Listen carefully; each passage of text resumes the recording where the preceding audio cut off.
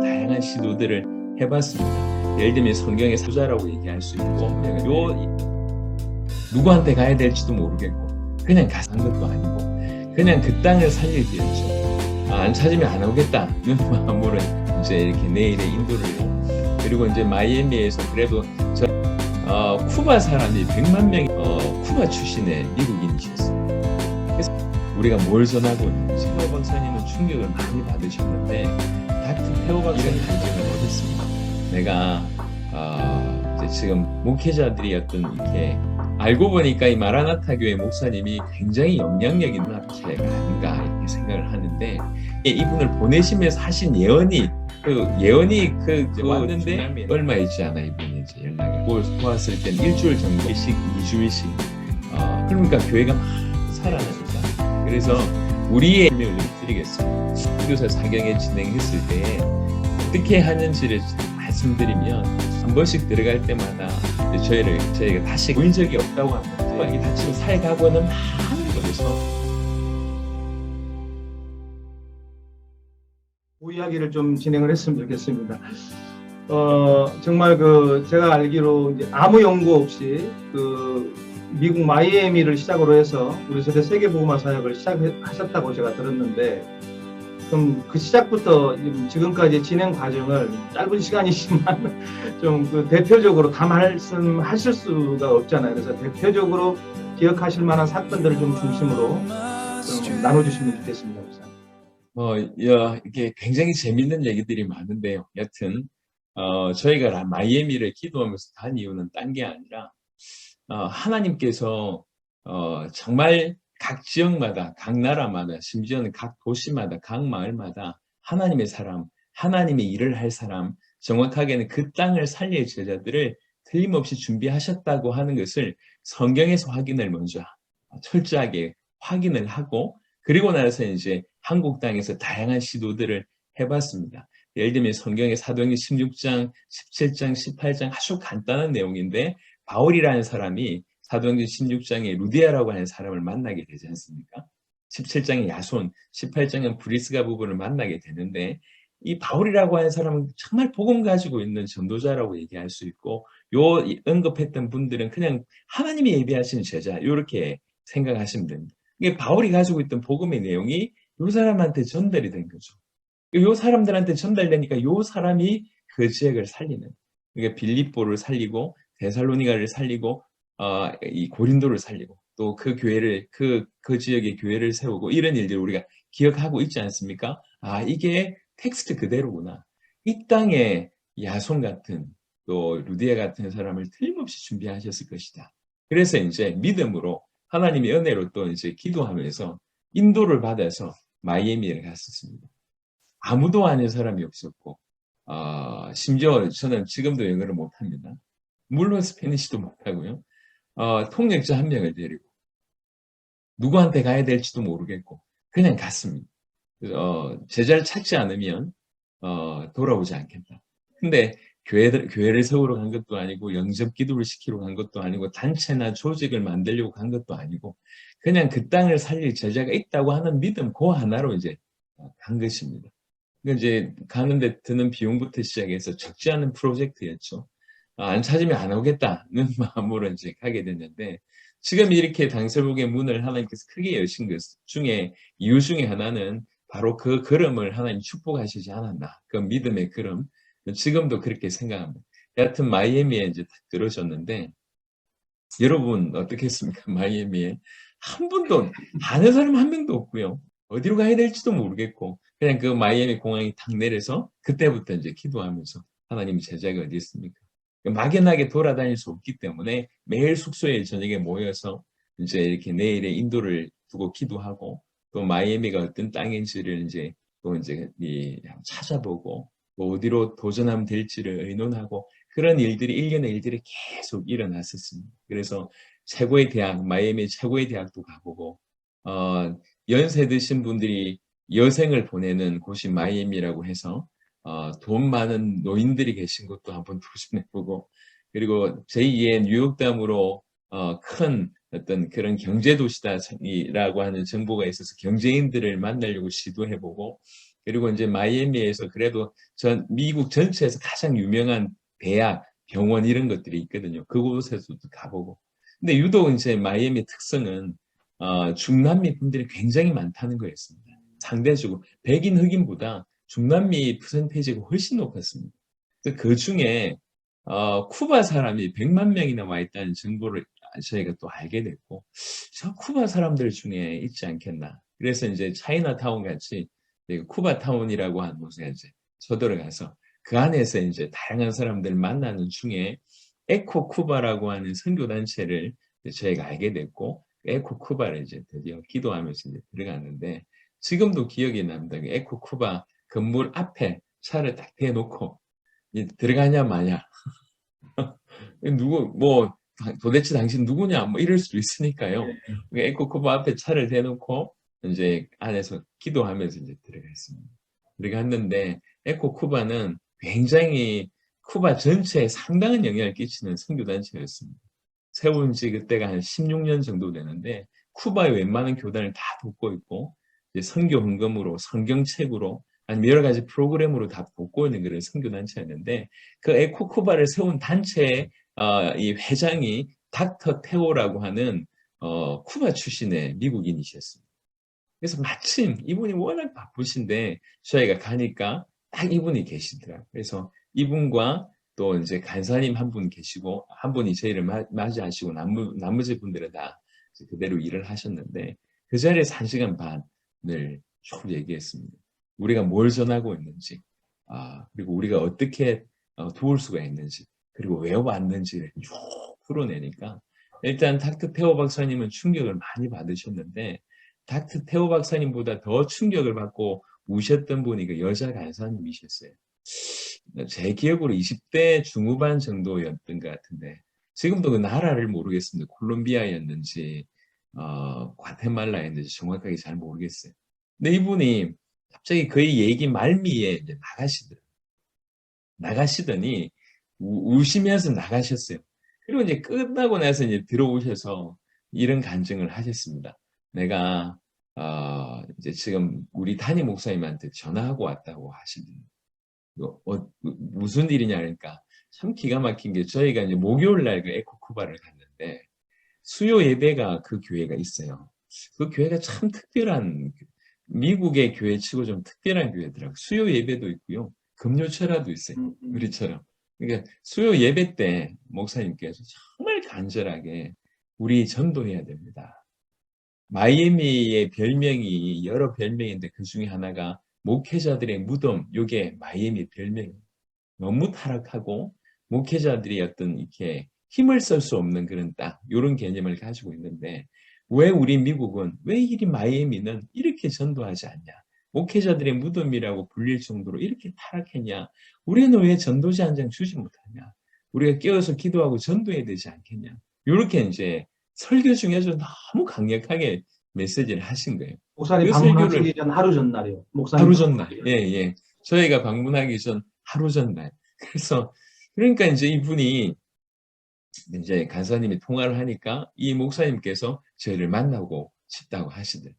그래서 이제 그 다음날 금요철야 바로 드리기 전에 이제 가서 금요철야 드리기 전에 한 30분, 1시간 정도 쭉 얘기를 하니까 이분이 고개를 끄덕끄덕거리시더니 이게 좀 과감하시더라고요. 이분도 지금 금요철야인데 우리 성도들한테 메시지 한번 해보라는 거예요. 그래서 올라가서 이제 우리 멤버 중에 한 분이 이제 메시지를 했습니다. 통역이 안 되니까 바로 영어 하실 수 있는 분이 메시지 하고 내려왔는데 그리고 나서 이제 이 그 목사님께서 그 교회 이름도 마라나타 교회입니다. 마라나타 교회 목사님께서 알고 보니까 이 마라나타 교회 목사님이 굉장히 영향력 있는 분이셨어요. 과테말라 분이셨는데 어느 정도 큰 농장을 하고 계셨냐면 헬기로 비료를 뿌렸다고 합니다. 그러니까 끝없이 큰 농장을 가지고 있었고 실제로 뭐 슈퍼카나 자동차가 30대 정도 개인적으로 소유하고 계셨고 과테말라의 대통령 이제 후보를 밀어서 한 분이 이제 대통령이 되셨다고 하시더라고요. 그 정도 경제가 아주 떵떵거리셨던 분이신데 정말 말도 안 되게 어떤 한 해에 엄청난 폭염이 와서 그 모든 작물이 한꺼번에 말라 죽는 일이 완전히 부도나는 그런 일이 벌어지면서 이건 하나님께서 나를 예전부터 콜링하셨었는데 그것에 대해서 내가 거부하고 있어서 하나님께서 나를 부르시는 뜻인가 보다. 그래서 그 모든 걸 다 접고 이제 목회를 위해서 이제 마이애미로 오셔서 목회를 하시는 분이십니다. 마이애미의 교회가 전체 교회가 1,500교회밖에 없다고 하는데요. 그 중에 500개 교회가 연합체입니다. 아마도 중남미 목회자 연합체가 아닌가 이렇게 생각을 하는데 그 목회자 연합체 그 500명 500개 교회 연합체 중에 12명의 상임위원이 있습니다. 그 중에 한 분이 있어요. 그러니까 이제 영향이 상당하시죠. 근데 이분이 참 또 기가 막힌 거는 이분을 목회자로 세우셔서 마이애미를 보내는 이분의 서성이 있는데 이 서성이 마이애미에 이분을 보내시면서 하신 예언이 그 중남미에는 많더라고. 예언이 네. 뭐라고 얘기를 하냐면 너는 마이애미에서 기다리고 있어라. 마이애미에 큰 복음의 운동이 일어날 거고 그 불이 중남미로 붙는다. 기다리고 있어라. 이렇게 이제 그 목사님한테 예언을 하고 보내신 거예요. 그리고 이분이 16년을 그렇게 기다리고 있는데 갑자기 저희가 등장을 했고 그리고 나서 이제 저희 전한 메시지를 들어서 확인하고 그리고 이제 저희가 품어놨던 우리 세대 세계복음화라고 하는 부분들이 이제 부딪히기 시작하니까 이분 입장에도 예사롭지 않게 받아들이신 거죠. 그러면서 하시는 말씀이 너무 뜨거운데 내가 지금 아무 마음에 확신이 들고 이게 맞다고 하는 생각이 들지만 내 뒤에 500개 교회가 있다. 그래서 내가 조심스럽다. 그래서 아주 면밀하게 조금 더 검토해보고 진실로 맞다고 하면 도움을 청하겠다고 말씀을 하셨습니다. 그러니까 그 문 밖을 나오는 순간 저희가 알았습니다. 우리가 찾던 사람이다. 곧 연락이 올 것이다. 이렇게 생각을 하고 이제 왔는데 얼마 있지 않아 이분이 이제 연락을 오게 됐습니다. 그래서 이 한 교회를 2012년 1월에 만났던 이 교회를 2012년, 2013년 2회 동안에 5번 정도를 저희가 가서 도왔습니다. 그래서 처음에 가서 도왔을 땐 일주일 정도 집회를 했는데 저녁마다 집회를 하고 그 다음에 미션을 줘서 그러니까 예를 들면 저녁 7시부터 10시까지 집회를 하고 다음에 이제 다음 시간이 오기까지 내일은 전도지 한 장만 주세요. 이런 미션을 통해서 했는데 전도지 한 장도 주지 못했던 분들이 계속 복음이 선포되고 방향이 전달되니까 정말 번 섬길 때 이미 이 담임 목사님에게 이제 가슴에 불이 붙기 시작을 하신 거예요. 이분에게 먼저 전도의 역사가 펴지기 시작을 했고요. 첫 번째 타임이었는지 두 번째 텀인지 모르겠는데 일주일 하고 나서 40명 새 가족이 등록하고 이런 일들이 일어나기 시작했어요. 그 교회 중남미 분들이 15개 나라 사람들이 왔어요. 제가 지금도 기억나는데 사도행전 2장을 막 풀고 있었어요. 사도행전 2장 15개 나라 정도가 몰려왔다고 풀고 있는데 갑자기 제가 알고 메시지를 하고 있는데 스탑 해보라는 거예요. 그러더니 그때 이제 저녁에 훈련받은 사람이 한 70여 명 정도 됐었는데 갑자기 여기는 콜롬비아, 여기는 쿠바 쭉쭉쭉 하더니 70명이 15개 나라에서 오신 분들이에요. 그러니까 그래서 또 놀라기도 하고 그래서 일단 그 교회가 그 마이애미 마라나타 그 교회가 불이 붙기 시작하면서 저희가 철저하게 자비량으로 섬겼거든요. 처음에 갔을 때 이 성도들한테 회비를 걷어가지고 저희한테 이만큼 회비를 걷었다고 가져왔길래 이걸 다시 돌려드리면서 우리는 우리 세대 세계복음을 하러 왔습니다. 그리고 끝까지 우리가 하늘의 상급을 바라보고 섬기기를 원한다. 그러니까 이제 중남미 복음화를 위해서 쓰시든지 이분들을 위해서 쓰시든지 교회 유익을 위해서 좀 사용해달라 이렇게 하고 나서는 계속 저희가 비행기 값이며 그 안에서 머무는 숙소며 아니면 차량 렌트며 뭐 차량 이렇게 운전하는 비용이며 먹는 식대며 모든 것을 자비량으로 저희가 섬겼거든요. 이렇게 한 5번 정도를 섬겼습니다. 한 일주일씩, 2주일씩. 그러니까 교회가 막 살아나니까 5번째 정도 섬겼을 때에 전혀 저희 예상과는 전혀 상관없이 이 목사님께서 얘기하시기를 당신들은 3가지가 음해집니다. 당신들이 전한 복음이 어메이징하고 당신들이 말한 전도가 어메이징하고 그리고 당신들이 얘기하고 있는 그 섬김이 어메이징하다. 이러면서 이분이 문을 열어주셨어요. 중남미로. 그래서 이제 두 나라를 특별히 문을 열어주셨는데 한 나라가 멕시코에 당신의 지교회가 있어서 이분 때문에 멕시코를 가게 됐고요. 또 이분이 과테말라 분이라고 하셨잖아요. 뭐 저희한테 뭐라고 얘기하시냐면 나보다 더 세계복음화를 위해서 준비된 목회자가 있다. 같이 가자고 얘기하시죠. 이분 때문에 이제 과테말라를 들어가게 됩니다. 그래서 그때부터 저희는 의도하지 않았는데 중남미를 들어가게 됐고요. 그러면 이런 분들이 이렇게 문을 열어줍니다. 표현을 얘기하자면 문을 열어줍니다. 즉 누구를 소개해주거나 아니면 집회를 할 수 있도록 해주거나 누구를 만나게 해주거나 이렇게 문을 열어주시면 저희는 그 문을 타고 들어가서 그 문 안에서 계속 복음을 전하면서 그 안에 있는 제자들을 찾습니다.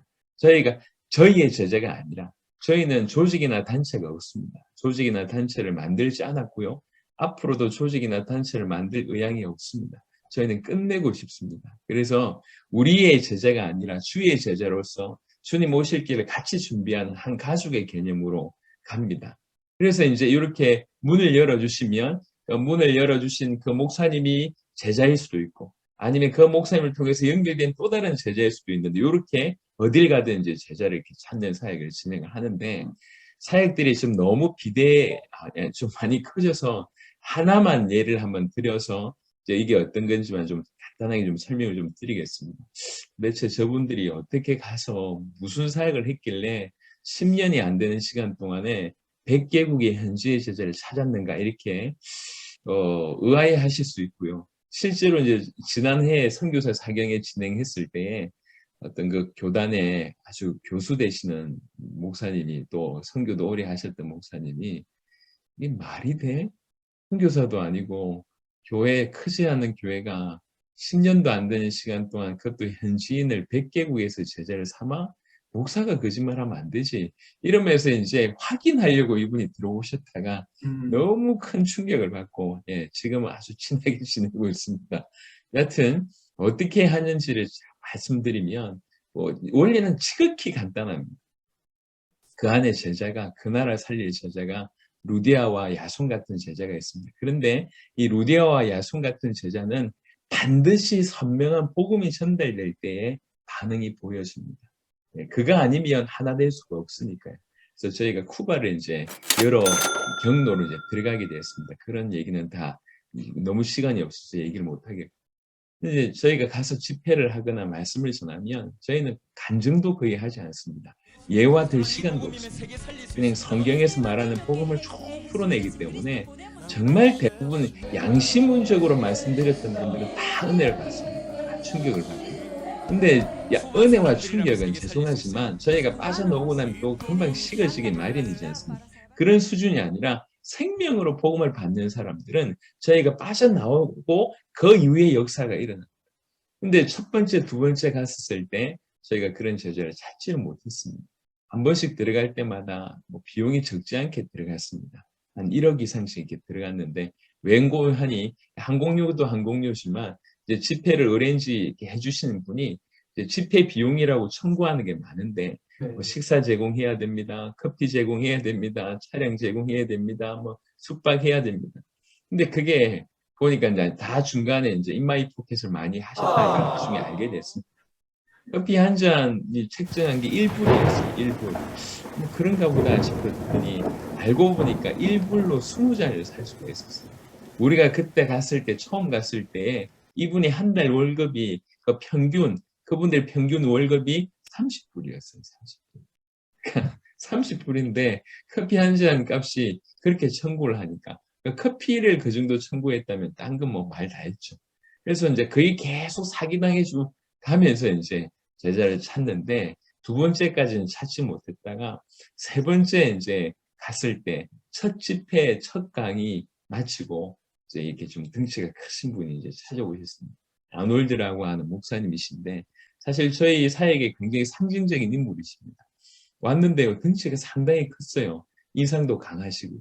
근데 말씀을 하는데 눈시울이 막 붉어져 있으신데 굉장히 열심히 사역을 하신 분입니다. 주님 사랑하시는 분입니다. 자기가 젊었을 때 저하고 약간 다르게 죽을 병 걸려 있다가 하나님 만나서 살게 돼서 하나님 앞에 자기 인생 드리겠다고 서원하고 지금까지 사역을 하는데 그 운동 원래 국가대표 운동선수 출신이라서 정말 생명 걸고 이제 신학 공부하고 목회해서 보통의 신학교 교수님들은 한두 과목만 가르칩니다. 근데 이분은 나사렛이라고 하는 전 세계적인 그 교단 안에 그 쿠바 교단 내에서 신학의 모든 과목을 가르칠 만한 아주 뛰어난 분이시고요. 그리고 그 동안에 23년 동안 목회를 했는데 86개 교회를 세웠고요. 85개 교회를 다 물려줬어요. 그리고 86번째 교회가 300명 정도 모였다고 합니다. 23년간.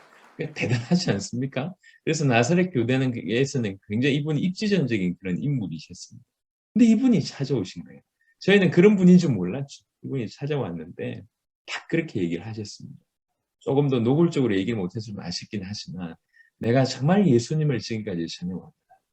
근데 나는 당신들이 전한 복음을 들어보니 나는 예수님의 일부분만 전한 것 같다. 그게 너무너무 마음이 아파. 내가 생명 걸고 예수님을 전했는데 예수님을 똑바로 전달하지 못하고 올바로 믿지 못하게 한 것 같아서 내 지금 심정은 예수님을 십자가에 못 박았던 그 군병 같은 정말 처참하다. 이렇게 표현을 하시는 거예요. 이분이 진짜구나.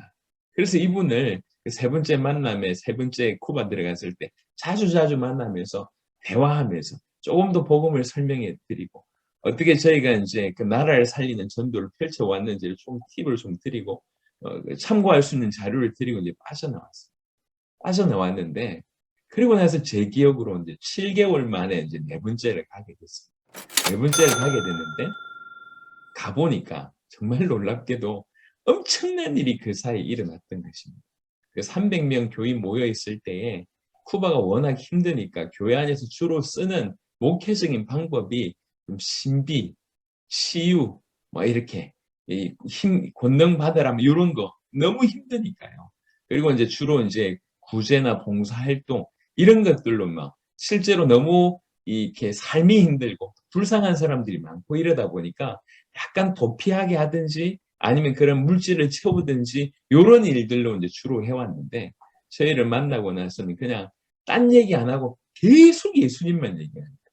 요한복음 20장 31절의 말씀대로 예수님이 하나님의 아들이시다. 예수님이 그리스도이시다. 예수님이 우리 구주가 되신다. 그 얘기만 깊이 풀어서 이제 전달하기 시작하니까 그 300명의 교인이 한 명씩 10명씩 20명씩 빠져나가서 다 나가고 8명 남았다고 얘기했습니다. 그것도 아주 짧은 시간. 나간 거예요. 한국팀 만나가지고 이상해져 버렸다면서요. 그래가지고 근데 감사한 거는 8명 남았을 때도 실망하지 않고 8명에게 지속적으로 복음을 전했는데 참 감사하게 그 8명의 사람들이 아놀드 목사님하고 똑같은 성령의 강력한 충격이 그들에게 임했던 거죠. 그래서 이분들을 통해서 그 몇 개월 만에 교회가 20개 이상이 섞어냈습니다. 그러니까 저희가 가니까 이제 종이 하나를 보여주시더라고요.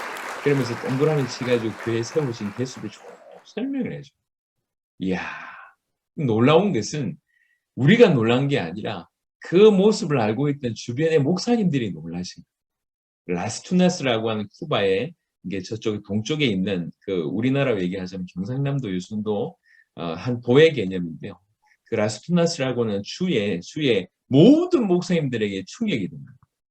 교인들이 빠져나왔을 때는 경쟁 관계에 있기 때문에 목사님들이 처음에 좋아하시다가 그 8명밖에 안 남아있는 분들을 통해서 성령의 역사로 짧은 시간에 교회가 20개 정도 섞어버리고 막 급성장하니까 도대체 이게 무슨 일이냐 이래가지고 한 명씩 아놀드 목사님한테 찾아오셨는데 도대체 무슨 일이 벌어진 거냐 얘기를 좀 해달라.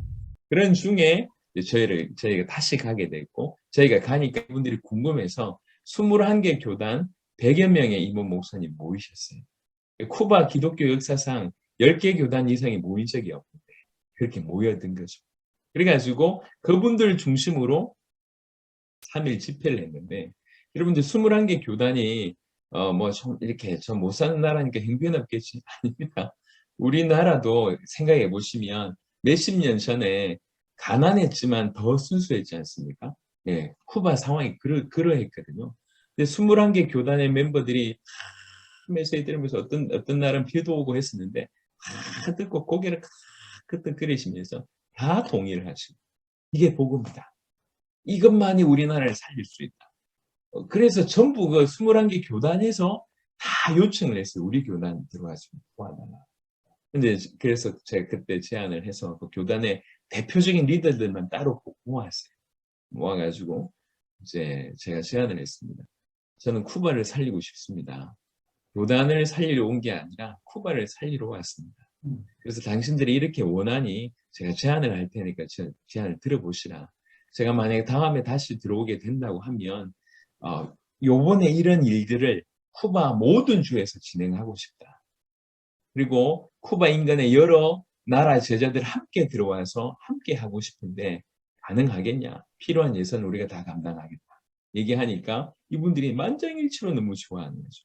그래서 그 다음에 5번째 쿠바 인근의 뭐 베네수엘라, 콜롬비아, 과테말라, 엘살바도르 뭐 이런 제자들 70명을 저희가 이렇게 비행 경비 다 대고 이제 쿠바에 들어갔어요.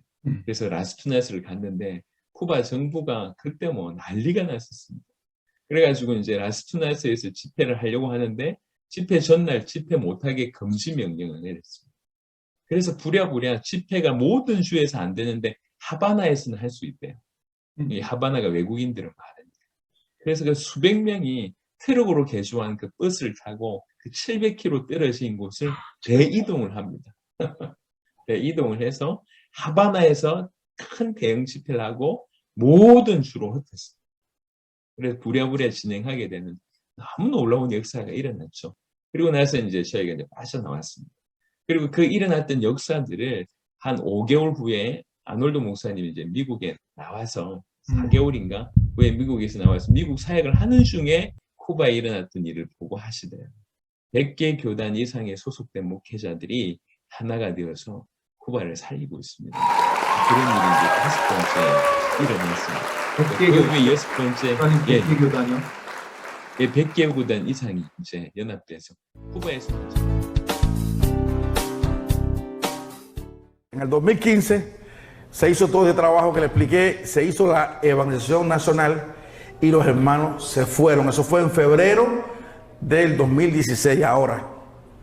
Hasta esta fecha, miren lo que ha ocurrido de febrero del 2016 hasta ahora.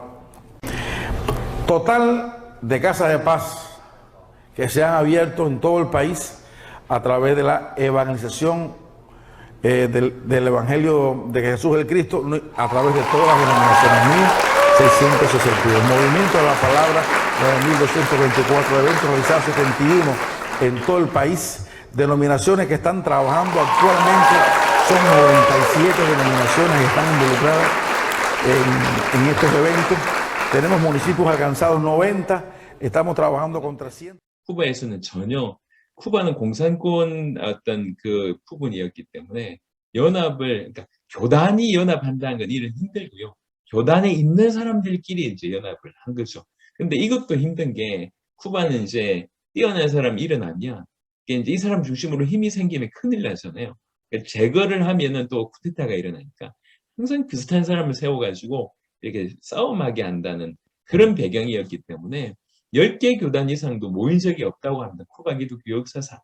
근데 100개 교단에 소속되어 있는 사람들이 복음 때문에 하나가 되어서 쿠바를 살린 일이 제가 5번째 들어간 이후에 일어났고요. 그리고 6번째, 7번째, 제 기억으로 7번인가 8번인가 들어갔는데 이제 종교국에서 아주 타켓으로 아놀드 목사님을 붙잡았습니다. 제가 6번째, 7번째였던가요? 예, 그래서 제가 이제 같이 붙잡혀 갔어요. 아놀드 목사님하고 같이 붙잡혀 갔는데, 저희를 취조하시는 분이 별 2개짜리였던 것 같습니다. 2개였는지 3개였는지, 별 2개, 3개면 꽤 높지 않습니까? 정말 놀랬던 거는 제가 처음부터 끝까지 있었던 모든 일을 깨고 있어요. 이야, 불락시들이 진짜 무섭구나. 여하튼 많은 치조를 하고 나서 아놀드 목사님한테는 이렇게 너 죽을 수 있다. 이렇게 얘기하고 저하고의 관계를 끊으라고 얘기하고 저한테도 그런 협박을 했는데 저는 사실 뭐 추방당하고 상관없으니까. 결국 저는 추방을 당했고요. 아놀드 목사님은 계속 살해 협박을 가하고 있습니다. 그럼에도 불구하고. 그래서 아놀드 목사뿐만 아니라 그 이제 같이 사회 가고 있는 많은 분들에게 어려움을 주는데도 불구하고 떠나가는 사람들도 있지만 계속 이 복음으로 지금도 여전히 쿠바를 살리고 있습니다. 이런 일들이 쿠바에서만 일어난 게 아니라 자기의 어떤 교회를 넘어서고 정말 주님 다시 오시기 위해서 나라와 대륙을 정말 자비하고 섬겨야 되겠다라고 하는 마음들이 이래저래 연결이 되어져서 지금 그게 중남미에 저희가 들어가서 5년 만에 중남미의 몇 개 나라에서 폭발적으로 일어났고 이게 저희가 전혀 의도하지 않았는데 하나님께서 아시아와 아프리카에 또 문을 열어주셔서 폭발적으로 일어났고 지금은 이제 모든 대륙에서 이제 문이 열렸는데 그렇게 해서 이제 제가 직접 들어간 나라들은 한 30개 정도 될까요? 나머지는 다 제자가 또 다른 제자를 찾았던 일이 벌어졌습니다. 뭐 이런 이야기 들으려면 지금 날밤을 새야 될 것 같은데 대표적으로 쿠바 이야기만 좀 들었습니다. 이 쿠바 같은 이 공산권 국가에서 행해진 이 복음 사역 정말 저희 선교사님들에게도 이제 큰 도전과 감동을 주는 이야기인데요. 모든 것이 하나님의 은혜입니다라고 말해버리면 결론적으로 말해버리면 저희 지금 위즈 365 인터뷰 방송 여기서 끝내야 되거든요. 근데 그 하나님의 은혜가 구체적으로 어떻게 임할 수밖에 없었는지 그 이유를 이제 좀 이 시간에는 좀 조목조목 한 가지씩 짚어가도록 하겠습니다.